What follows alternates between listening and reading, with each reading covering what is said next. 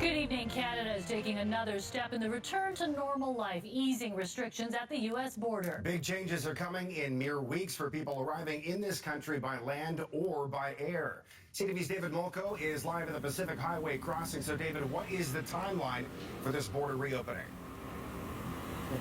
I mean, who would have thought this would have taken 16 months, guys? I remember standing at this very spot, March of 2020, talking about how this thing was just shut down. Well, the road behind me, the duty-free shop here, BC businesses in about 3 weeks' time, they could be a lot busier.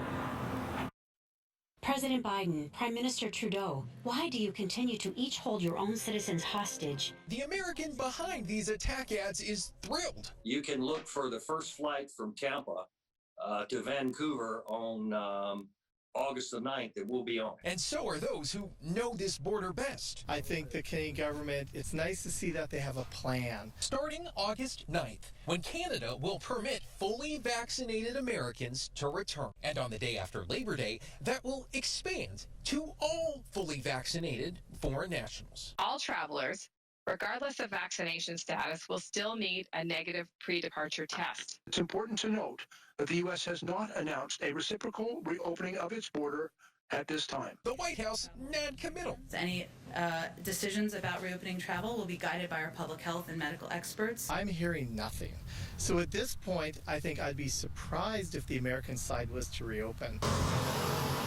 And while John Adams, who has a home on Vancouver Island, now plans to air this ad once he arrives. Prime Minister Trudeau, thank you for opening the border. He's also got a message for the U.S. president. You're still holding Canadians hostage.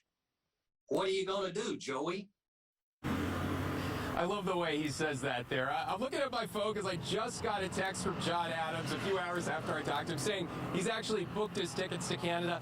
By the way, for Canadians going into the U.S., you can still fly. That loophole is still there.